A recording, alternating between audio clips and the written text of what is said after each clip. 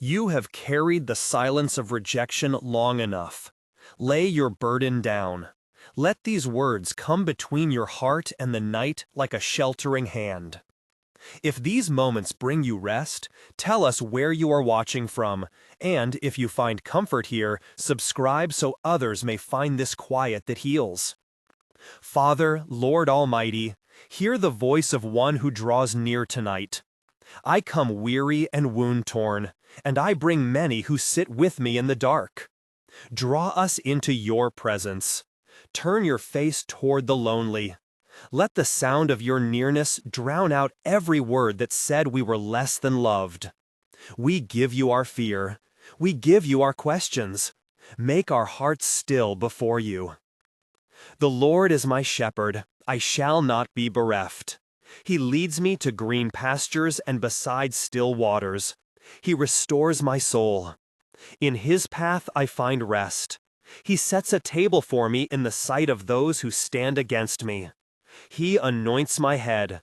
My cup overflows. Surely goodness and mercy shall follow me all the days of my life, and I will dwell in the house of the Lord forever. O Lord, when my heart feels empty and the voice of the world whispers that I am alone, remind me of your shepherding. Bring me to the quiet where the breath of your care can be heard. Let the memory of your hands on my life rise up like incense and calm the beating of shame. I do not understand every wound, but I trust the one who tends the flock.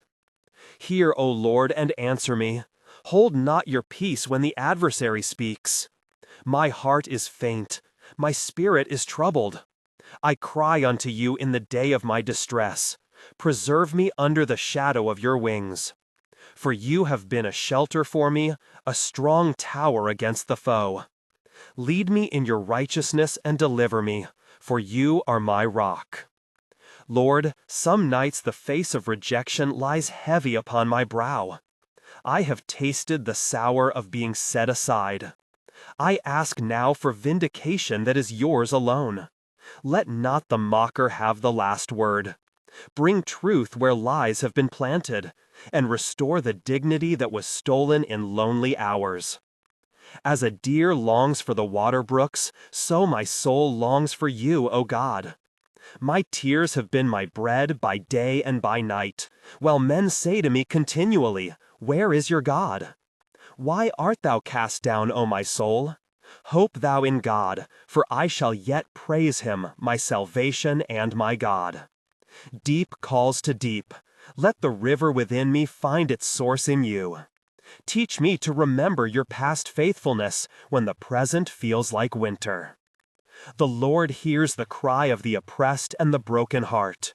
He draws near to the contrite and saves the crushed in spirit. I will bless the Lord at all times. His praise shall continually be in my mouth.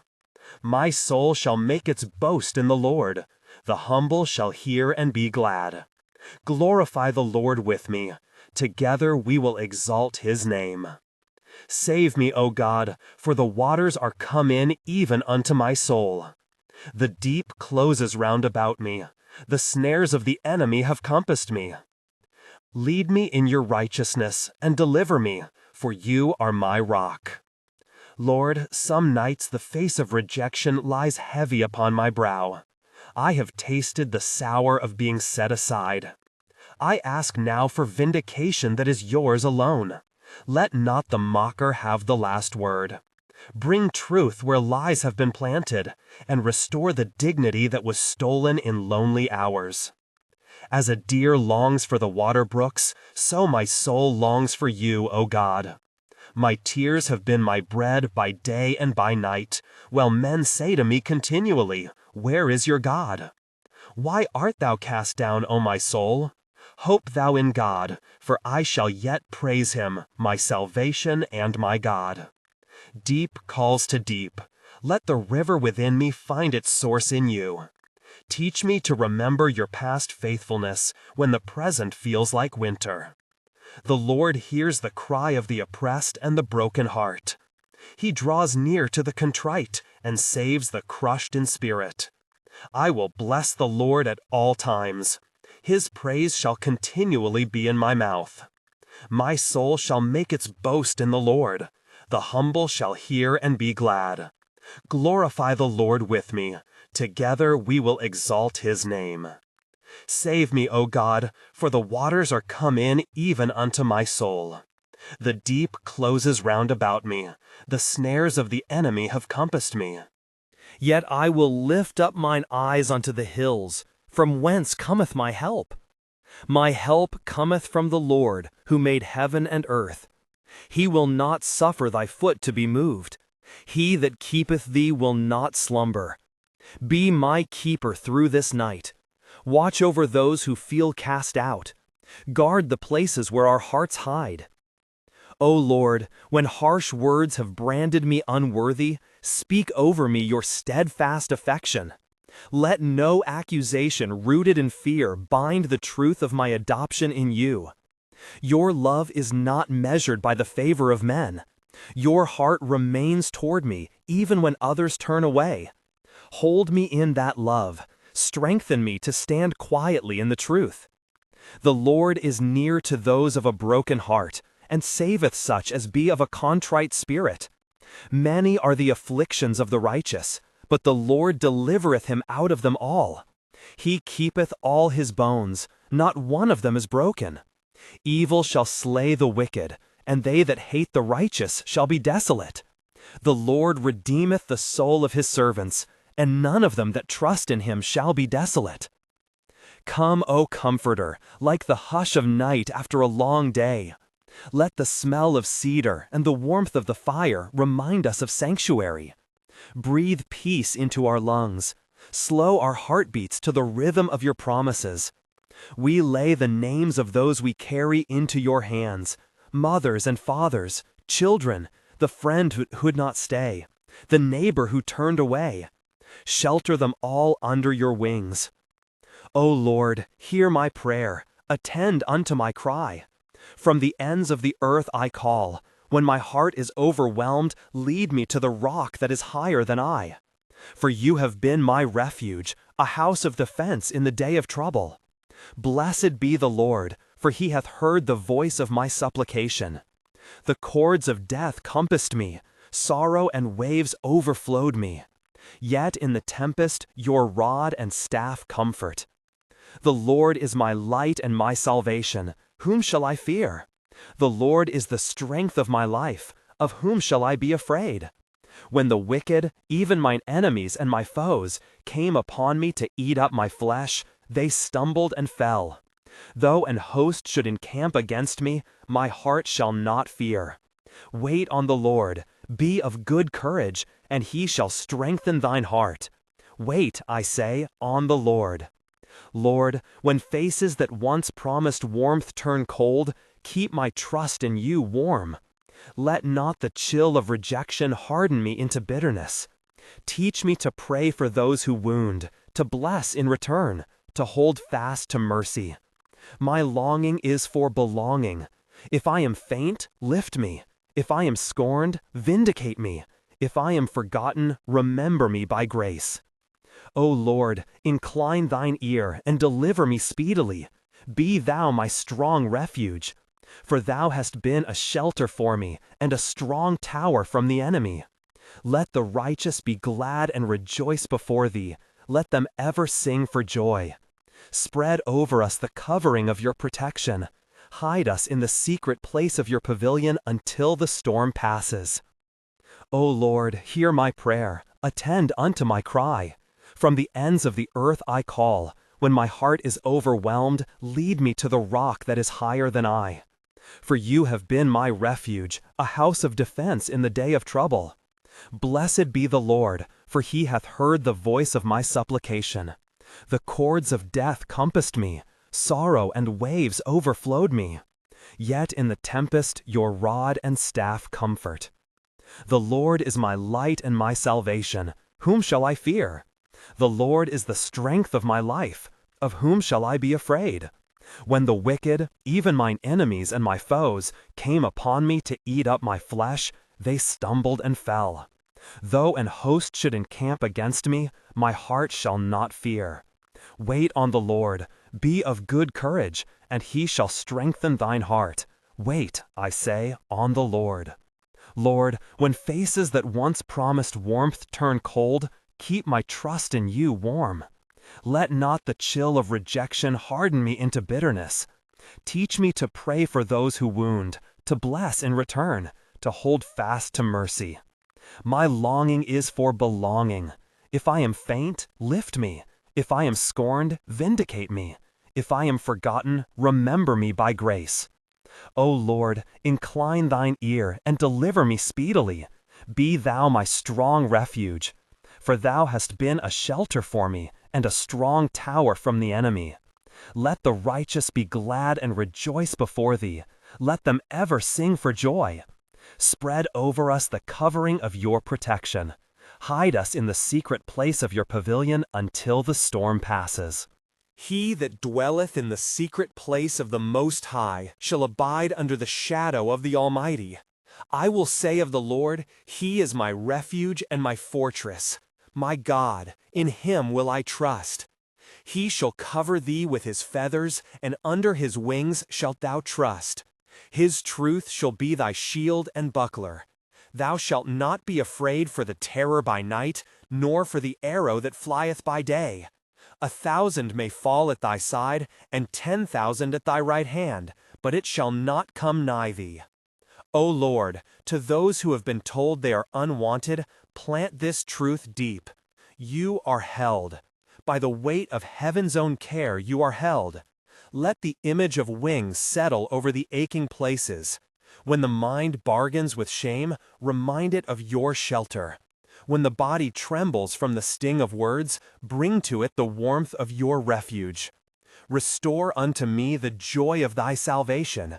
Uphold me with thy free spirit. Lead me in paths of righteousness for thy name's sake. Even though I walk through the valley of the shadow of death, I will fear no evil. For thou art with me. Thy rod and thy staff, they comfort me. Thou preparest a table before me in the presence of mine enemies. Thou anointest my head with oil, my cup runneth over.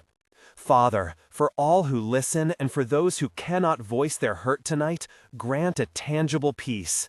Let the sound of your shepherding be louder than the shame. Let the memory of your provision fill every hollow place. Bring reconciliation where it is right, bring gentle release where it is needed.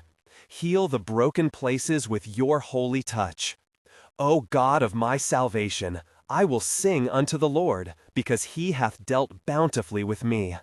I will both lay me down in peace and sleep, for thou, Lord, only makest me dwell in safety.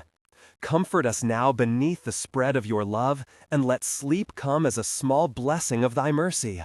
Silence every accusing thought. Grant dreams that mend, quiet that restores, and morning that finds us still held by you. We rest in these promises, that the Lord is our shepherd, our refuge, our rock.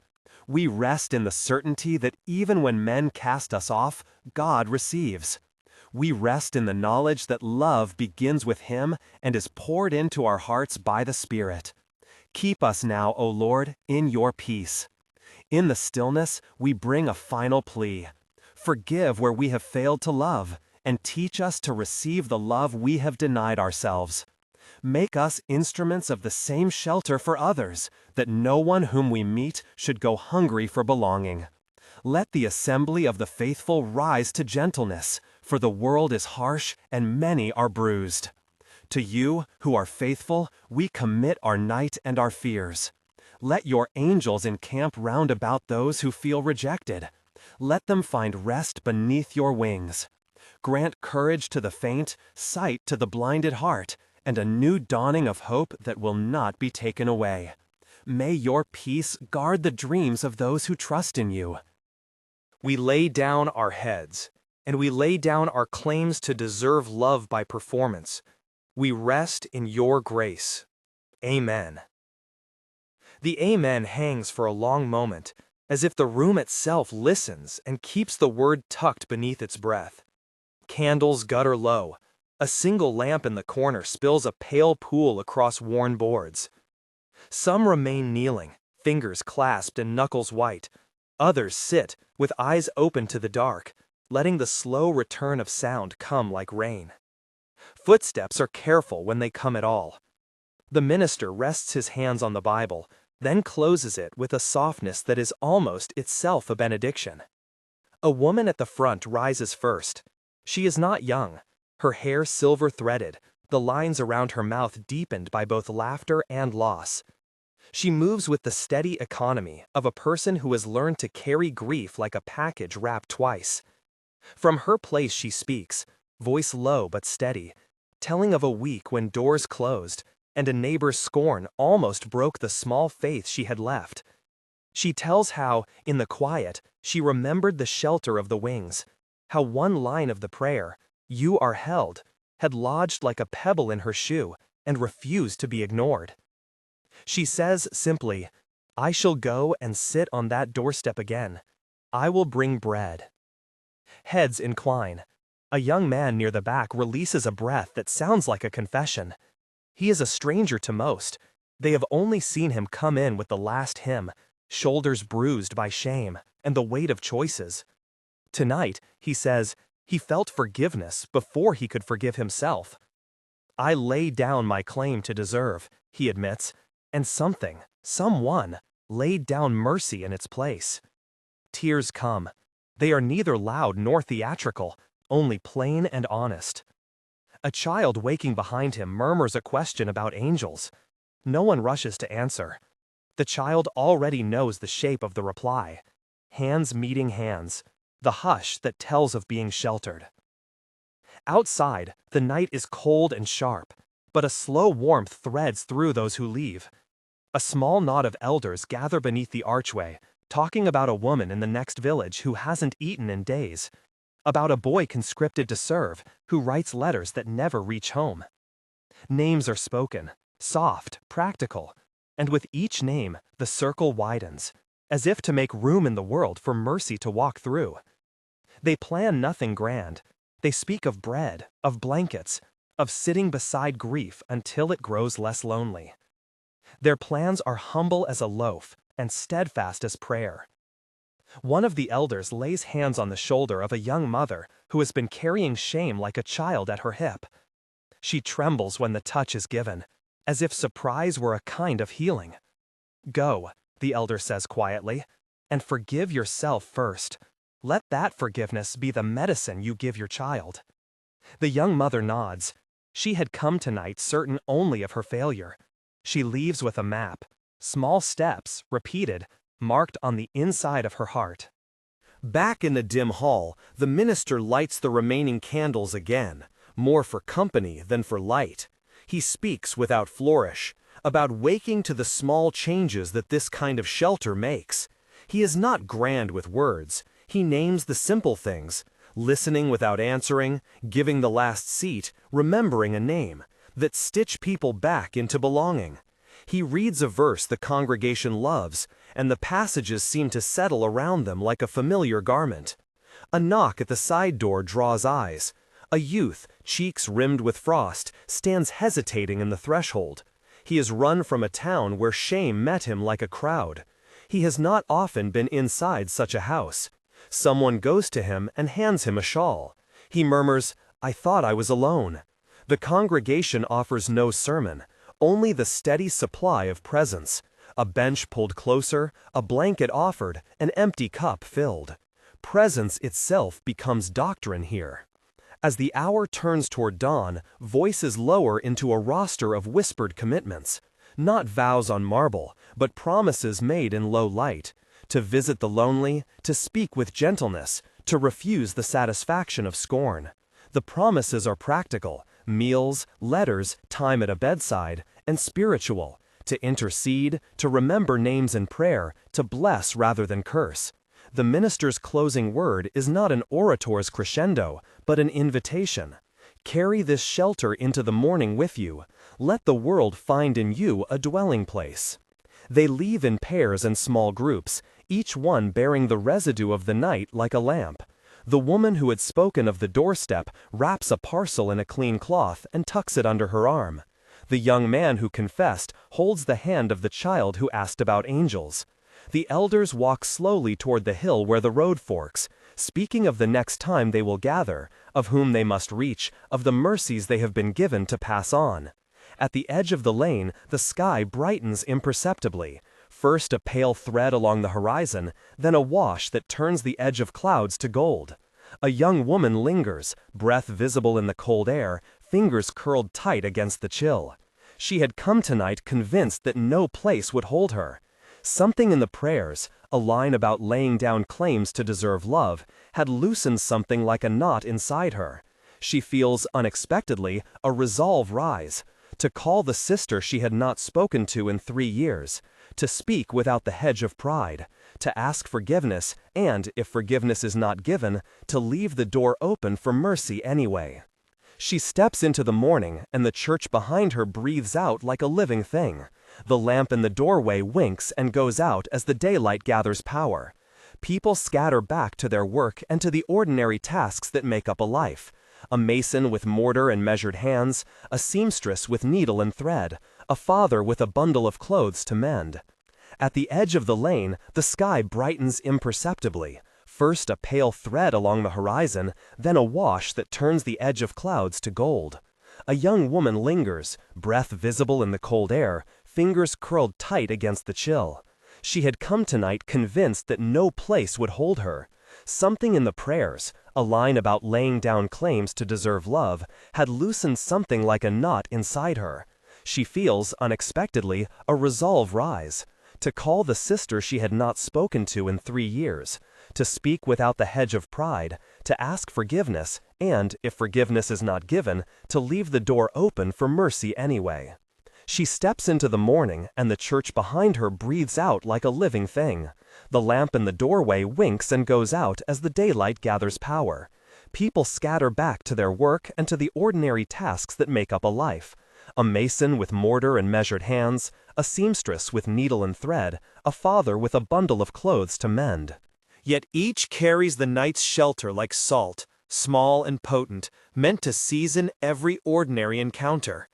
A boy who had stood in the aisle, listening, watches the minister fold his papers and feels something tethered inside him loosen. He has long believed his mistakes marked him irrevocably. He now thinks, for the first time in months, of returning to the bench where his mother used to sit, of asking her to teach him the prayer she once whispered at dusk. The thought is small and fragile. He tends it as one would an ember. The minister, alone for a moment in the empty hall, looks at the place by the pulpit where the Bible stayed closed. He prays, not in public now, but in the solitude that follows a night of communal bearing. He asks for wisdom to shepherd not merely with words, but with acts. He asks for courage to intervene in ways that are costly and quiet.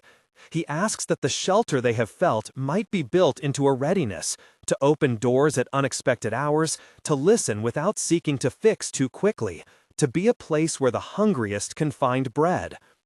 Across the valley, someone who had not been able to come that night lies awake, a list of grievances heavy in their mind. They will, in time, hear the echo of what was said here, the line, the prayer, the benediction, and perhaps something in them will shift.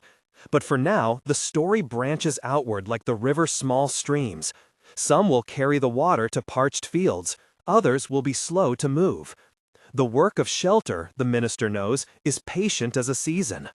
The sun climbs, doors close gently, the sound of voices blends with the day's beginning. Oblivion has not been banished, sorrow and pride will reappear, but there is a new instrument at work among them, intention. Each person who leaves carries one small, resolute undertaking, as fragile as a seed, yet as certain as a promise kept. The day will test these promises, as days do, but tonight's shelter remains, stored within hands that will give, in words that will bless, in visits that will not be hurried. And so they go, not as those untouched by night, but as those now bearing night's lessons into noon. The church bells do not ring, life does. The road carries them away. The minister closes the door and walks out last, his own feet steady, his prayer continuing quietly beneath his breath, an aftersong that will find voice at the well, in the market, at the bedside, in the slow reclaiming of broken relationships. There is work to be done. The shelter must become something they live day by day. The promise of being held will be tested, and, they hope, proved true. He walks down the lane with the Bible tucked beneath his arm, though it has been closed all night, as if its weight will steady him in the errands he has given himself. The air is crisp, smoke from hearths threads the valley like a thin seam. He knows the names of the people who will need him today, some by the sound of their doors, some by the way their work will fail them, but he does not yet know how each request will be shaped. That is the work of being present, to meet supplication not as a thing to be fixed at once, but as a life to be witnessed and slowly tended. At the well the boy waits, hands still smelling faintly of the wax he had once used to keep a broken lantern's wick from smoking. When he sees the minister, he draws near as if to measure whether the resolve he carried from the church will endure in daylight. The minister watches the boy look past him to the bench where a woman used to sit at dusk and murmur prayers with shaking lips. The boy's face is both bright and frightened. The ember has become a thought under pressure. "Will you teach me?" he asks, hardly louder than the dip of the bucket. The minister's answer is an affirmation without sermon. He tells the boy the prayer the mother whispered and lets silence frame each line. They speak it together. It fits the boy's mouth with the awkwardness of something newly learned. Afterward, the minister does not leave. He waits while the boy practices alone, watching the way his shoulders ease and the knot under his jaw slacken. The boy goes from the well toward the path where his mother's bench waited, not yet daring to sit, only to stand and trace the worn wood with a fingertip. He will return later that day with a bundle of bread and an apology to the old neighbor who used to fill his mother's place. He does not know whether the neighbor will welcome him, but he has chosen to go.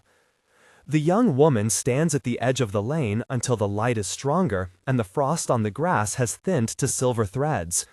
She wraps her fingers around the parcel she had hidden beneath the cloth, a small loaf and a scrap of cloth the seamstress had given her, and rehearses the words she will speak. For 3 years, the sister's name was a stone she carried in silence. Pride had become a garment she could not shed. The prayer from the night named that pride and told her to lay down claims to deserve love. It had not explained how to do it, only that the naming changed something. She walks until the house with the low stone wall appears, each step a thing she has chosen to take. The gate is half open. The sister stands in the doorway as if drawn by the same light. For a long while they do not speak. The younger stands with the parcel held between them like a treaty. When the words come, they are not polished, nor are they grand. "I am sorry," she says, and then, with the strange modesty of those who mean to be humble, "I don't know if I deserve you back." Her sister's expression tilts between surprise and something softer. Names of old offenses are mentioned in halting phrases, blame is apportioned and then left sitting on the table like a cup not yet drunk from. Forgiveness does not arrive as a thunderbolt. It comes as a small, weary acceptance. "Come in," the sister says finally, and the door shuts against the wind. They will not pretend the years have not been lost. They will not make a fate of reconciliation. They will, however, begin to speak again, and the house will be warmed by the heat of 2 women preparing bread together for the first time in seasons. In the market, the young man who had confessed moves among crates and baskets, the child's hand threaded through his own. Where once he had kept his head bent and his hands busy, now he lifts his face toward the stallholders he had avoided. He had wronged a neighbor in the matter of a small loan long ago. He had let pride and fear of shame keep him from making amends. Today, the neighbor haggles over onions. The young man approaches with a few coins and the courage he had sworn in the dim of the church. "I am sorry," he says, words stripped of speeches. The neighbor's brows tighten. There is a moment's balance where the neighbor may count the years of wrong and refuse. Then he takes the offered coin and, without speaking of mercy, names the debt paid. The young man feels something like breath expand in his chest. It does not erase the past. It changes how he will attend to people from here on. The child beside him tugs at his sleeve and asks about the angels, and the young man answers with a smile that is steadier than it had been for months. Elsewhere, the seamstress carries a spool of thread and an arrangement of cloth to a house where a father hunches over shirts with a child's small hands helping. She speaks in the low language of mending, teaching the child the knot that will hold a hem. The child looks at the seamstress as if she were someone important. For the boy, who has known few adults who will let him handle their tools, her trust is a kind of salvation. The seamstress remembers the night, the prayer for hands that give bread rather than weigh it. She thinks how small acts, repairing a shirt, taking time to tie a knot, are a kind of shelter. She leaves the house with a scuffed thimble in her palm and a note to come by on market day to teach others. The mason, who uses the long measures of mortar and weather to build, encounters two men arguing by a newly erected wall.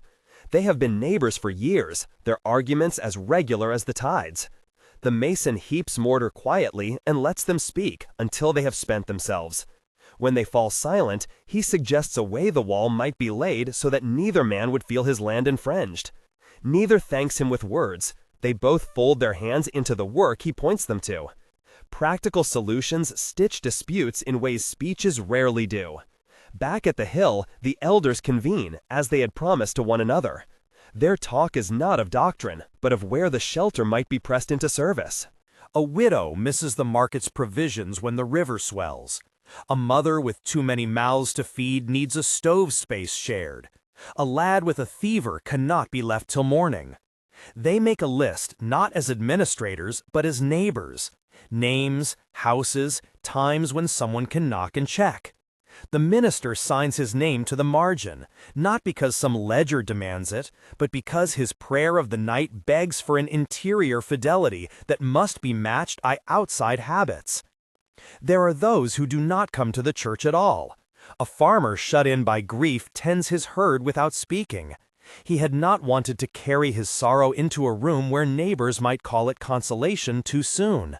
That afternoon, the son of a neighbor who had been at the service comes by with a spare portion of bread and the simple question, "Do you need company?" The farmer's face, which had been worked and folded as if by the plow, softens. Company is not the sermon he was avoiding. It is a bridge that will, perhaps, one evening, lead him back to a bench. Not all attempts at repair go smoothly. The list of grievances is stubborn and precise. A woman across the valley, who had lain awake through the hour when the church breathed its benediction, reads the words the minister had spoken in her mind and finds them like foreign currency, useful perhaps elsewhere, but of little denomination to her debts. She slips a door closed against the world and piles her defenses anew. The minister does not chastise that refusal. He knows the work of shelter is patient as a season. Days will wear it hardness in ways that a single night cannot.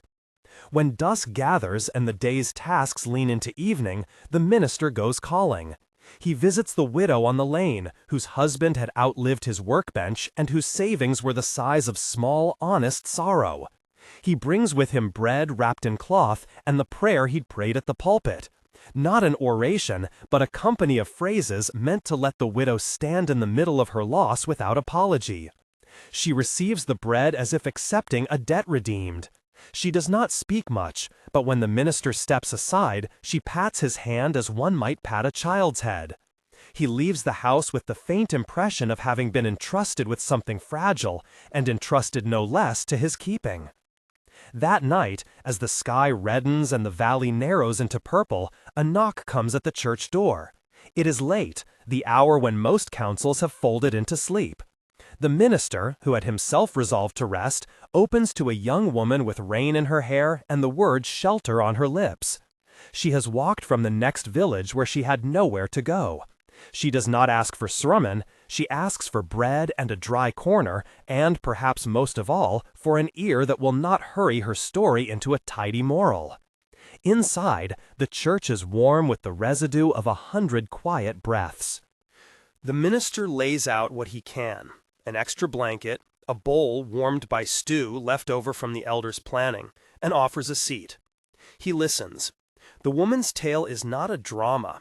It is a string of small collapses, a lost job, a small scolding turned larger, a lover who left town with the kind of promise that was never meant to be kept.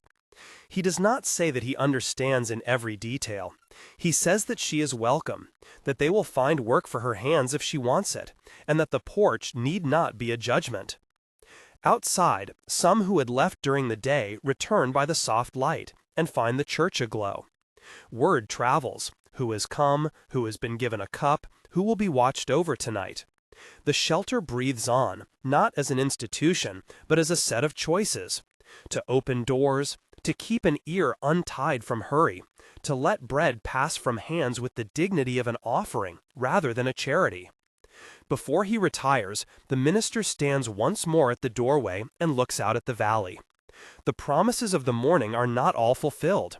They did not fit into a single day. But he has seen the seeds planted, a call that was made, a debt confessed, bread shared, hands taught to mend. These acts are small, and yet they persist. He thinks of the river branching into small streams, some running quickly to fields, some meandering into marshes where the water will linger. He has learned to be content with the streams that move slowly. He knows the work shall be patient as a season. At the bench where the boy had thought to return, two women sit late and stitch while the young man sits nearby, keeping the child's questions gentle. The night presses close. Their voices are low, as if careful not to wake old griefs.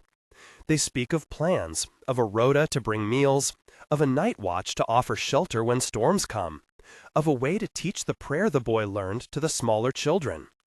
Their projects are unglamorous and stubborn. Someone will go to the market, someone will mend, someone will sit with the widow while she remembers names. They keep speaking until the lamp guttering in the church doorway goes out, and the valley is held again by darkness and the quiet of people doing what they can. There will be other trials, the minister knows, and there will be mornings when none of their promises may seem to have taken root.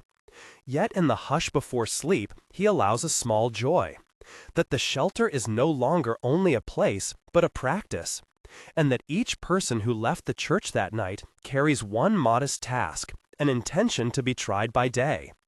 It is a slow fidelity, not a trumpet. It will be measured in return visits, in bread wrapped and given, in apologies that do not seek to fix everything, but to begin. He closes the church door and walks home along the road where lamplight falls in a thin line. His steps are steady. Ahead, the houses close like shells. Within them, the small, brave undertakings will be tested by hunger, by pride, by forgetfulness, by the everydayness that erodes the novel promise. He trusts, not blindly, but as one who has learned that ordinary fidelity can be the making of extraordinary steadiness. Whatever failures will come, he thinks, can be met by the same things that built the night: presence, bread, and the habit of opening doors. He prays the prayer he has been practicing, not as a push against the world's hardness, but as a repeating practice that will tune him toward mercy.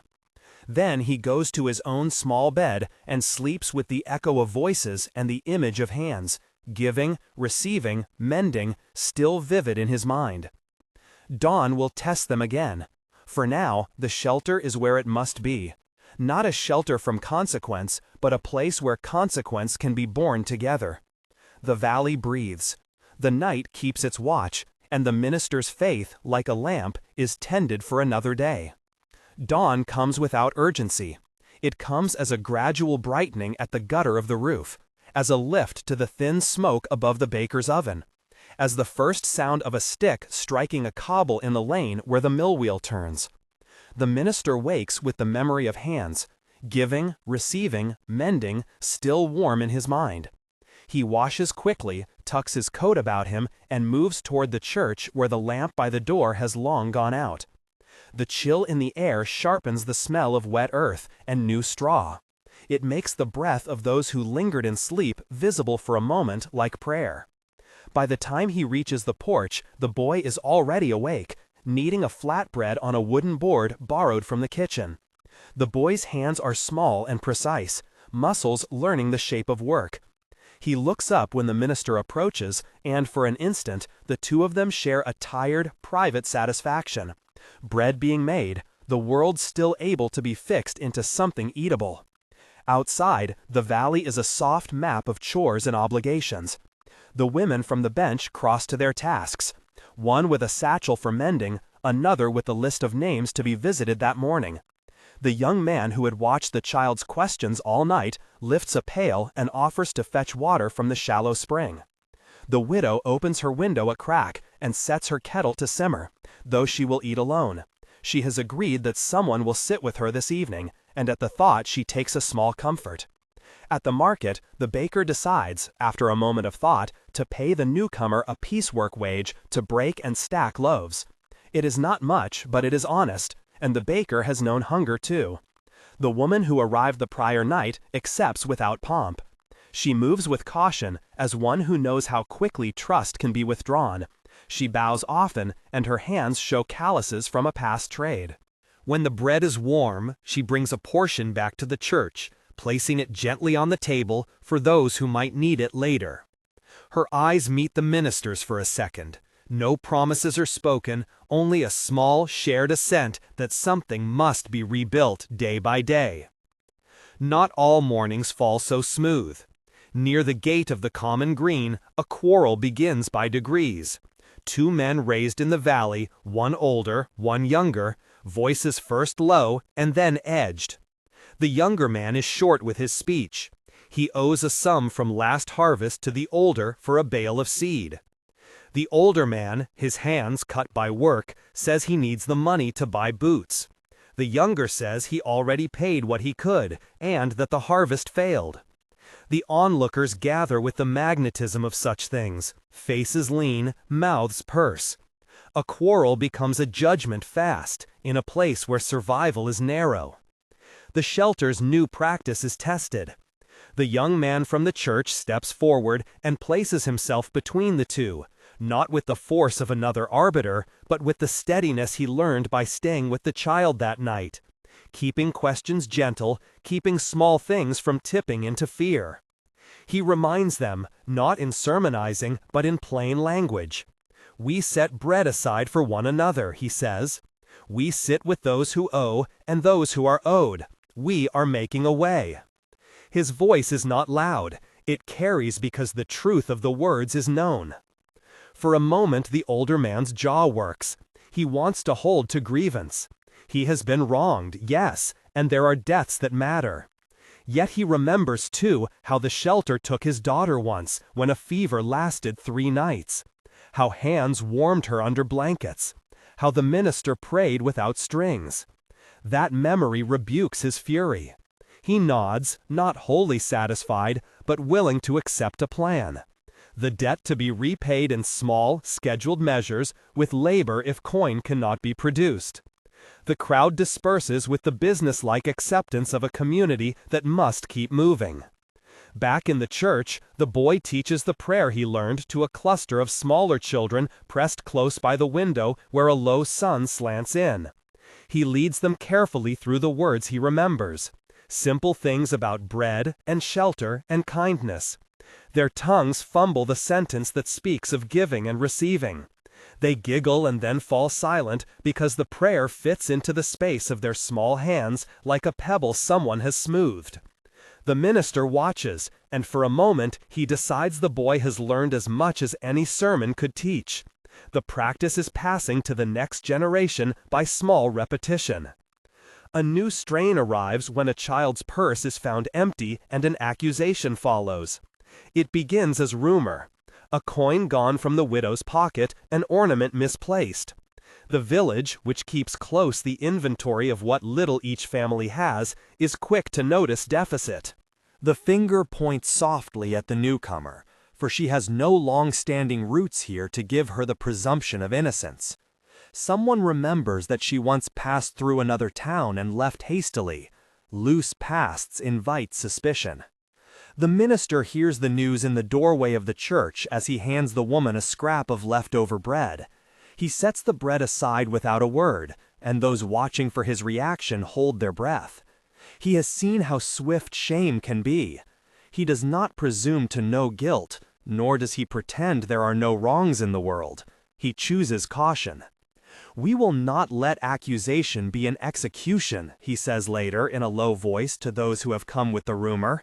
"We will ask questions. We will be slow."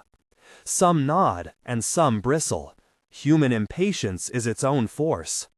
They gather the few who are necessary, 2 elders, the widow, the child's mother, and sit at the long table. The newcomer sits quiet and small in a borrowed chair, hands folded. The child whose coin was taken sits on his mother's knee and looks at everyone with the raw certainty of young eyes. The minister guides the conversation like one moving through bog. He asks for details, for times, for where the purse had been last. He asks the child to tell plainly what he remembers. The mother speaks, voice thin where fear has left it, and the woman who was accused answers with the steadiness of someone who has known accusation before. "I had nothing to hide last night," she says.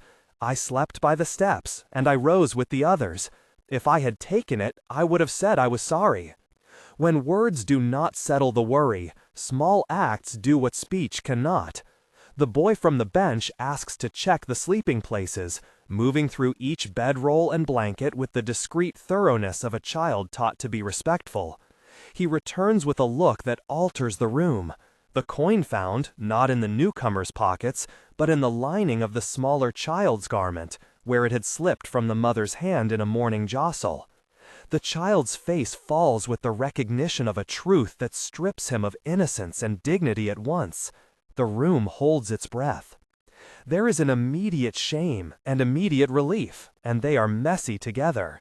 Apologies are made, not the grand reparative kind, but the quick, necessary words that reknit a thread.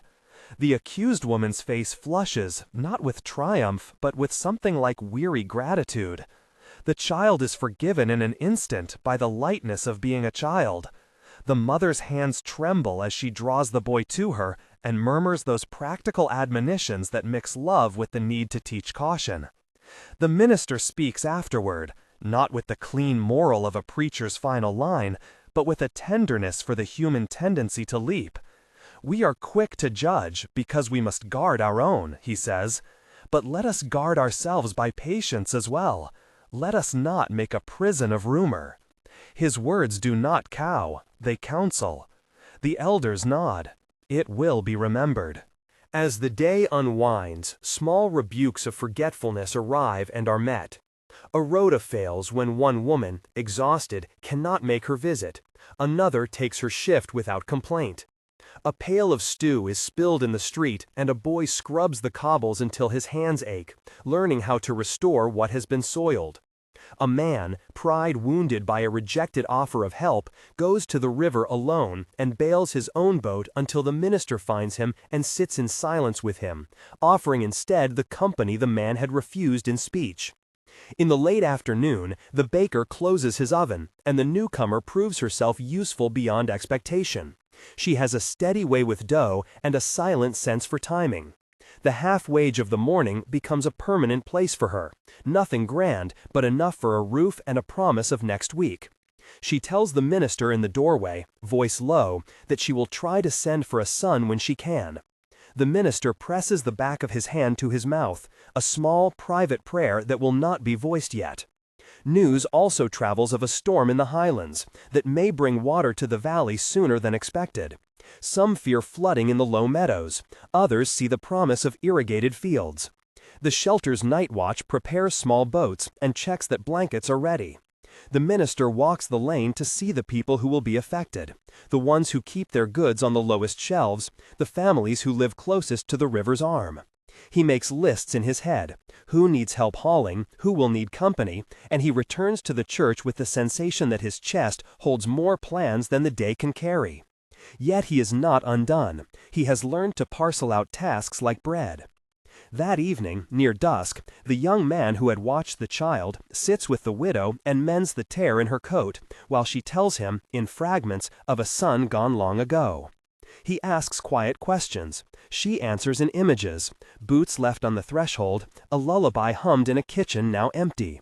The young man listens and then hands her the mended coat. She fingers the seam and for a moment allows herself a soft laugh at how such a small thing can mean so much. The boy beside them rehearses the prayer again, and the widow repeats it with him, voice wavering, delighted by the sound. The valley will need more than mended seams to face the storm.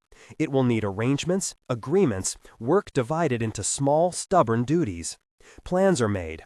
Who will move carts to higher ground? Who will keep watch by the riverbank? Who will carry the old and the small to the church if it grows necessary? These are not heroic choices in the way a tale book might name them. They are the unromantic, steady kinds that make a shelter possible. Each person takes one assignment with the particular humility of someone who knows their limits. At dusk, the minister stands once again in the doorway, not to count his victories, but to measure the day's fidelity.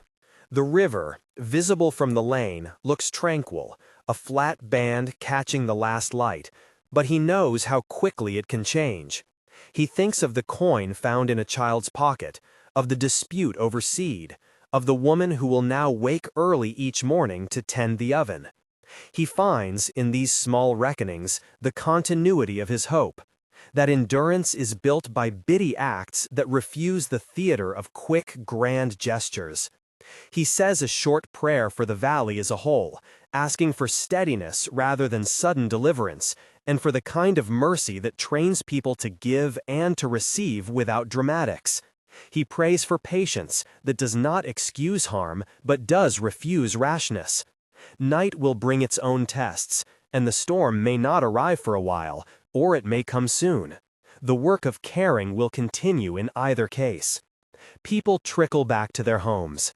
The woman who has found work goes to sleep in a room above the bakery with the cautious relief of someone who is learning how to stay.